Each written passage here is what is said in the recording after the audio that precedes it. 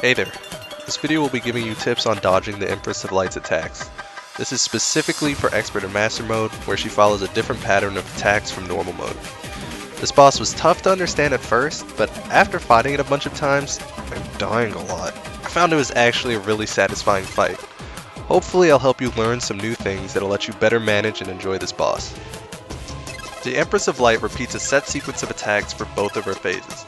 She'll run the single exact sequence correlated to her current phase over and over, so there won't be any surprises during the fight. But before I get into how to dodge every attack she does in both of her phases, there's a few things I want to mention quickly. First, a lot of you probably know this, but if you fight her during the day, she will one-shot you with all of her attacks. This is not the case if you fight her during the night. You still approach the fight and win in the same way, it's just that you aren't afforded mistakes anymore. Just wanted to say this in case some of you didn't know and were wondering why there's randomly this crazy boss that kills you with one touch. Second, this boss is really mobility intensive. Having high movement speed makes getting out of the way of things a lot easier, and you're going to be moving in every direction to dodge. Having a free flight mount such as the pirate ship or the UFO makes things way easier.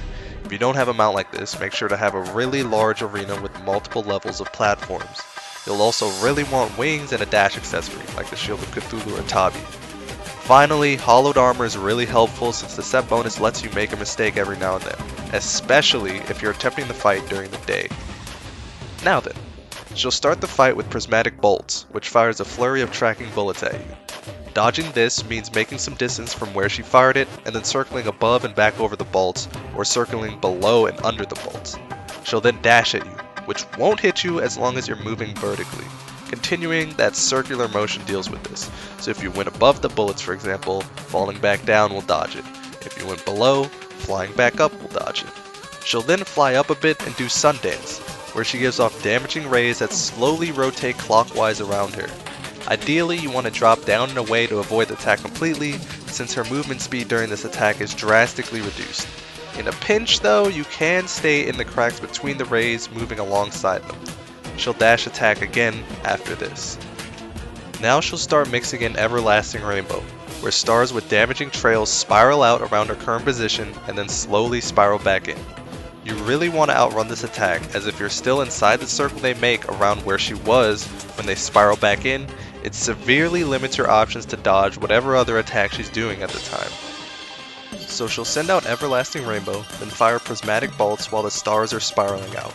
She'll dash attack, and the stars will start to spiral back in.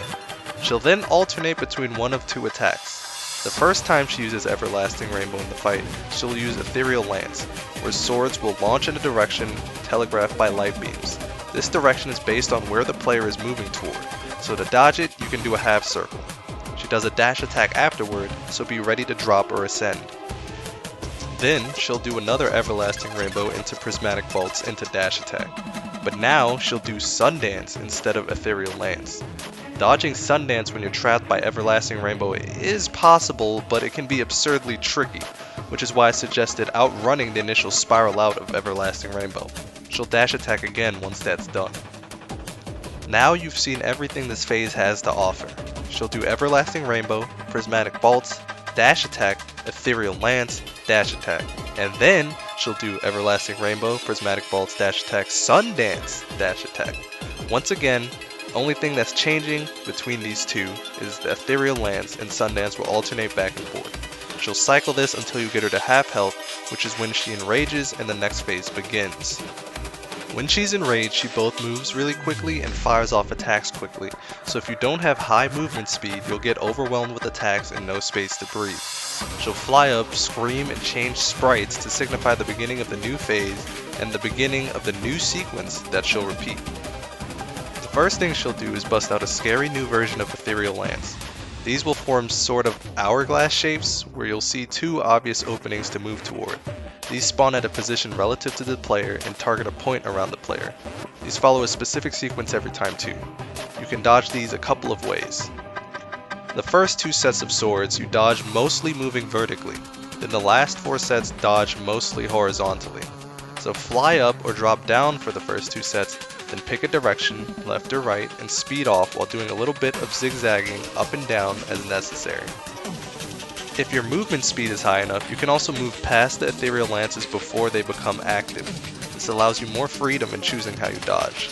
The first set of swords comes from the left, the second set comes from the right, the third and fourth sets come from above, and the last two sets come from below. This means you can do something like rush left to get past the first set, fly up to dodge the second set, keep moving up past the next two sets, and keep pushing left to dodge the last two sets. Next, she'll fire prismatic bolts and do a dash attack. You dodge these the same way as in phase 1, but try to pull up instead of dodging downward for the bolts to make the next parts easier. Now she'll do another version of Ethereal Lance that tracks directly on your position. Don't worry, dodging this is way simpler than the last one. Just slowly move in a half circle, either direction.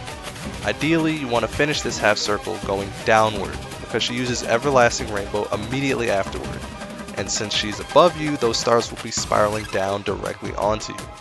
Don't want to be flying up into that. Remember to outrun the Everlasting Rainbow too. Immediately again, she does Prismatic Bolts. These bolts you really want to dodge downward, otherwise you're going to get hit by the Sundance that she does next. If you haven't outrun the Everlasting Rainbow, you're basically guaranteed to get hit by something here. There's just too much to dodge if you're confined to a small area. Rod of Discord works well here if you find yourself trapped between the Sundance and her bolts, although I know Rod of Discord is something only the truly privileged have. Once the Sundance is over, she'll do the version of Ethereal Lance from the first phase, which you can dodge by half circling. She does a dash attack and then fires a cloud of prismatic bolts from around her. If you're too close to her, you'll get hit by the bolts spawning, let alone shooting after you. Really, movement speed and mobility is so important this phase. But the good news is, you've seen it all for this phase. This marks the end of the phase 2 sequence, so it'll repeat until she dies. The only minor difference being, the prismatic bolts from the end of the last cycle are still tracking you while you dodge the first lances now. But after that, it's exactly as you've done before. Lance, bolts, dash, lance, rainbow, bolts, Sundance, lance, dash, bolts, repeat. It might seem like a lot to remember, but once you try the fight a few times with these things in mind, you'll definitely have it down. If you have advice of your own or alternative strategies against this boss, feel free to share it in the comments down below. Thanks for watching.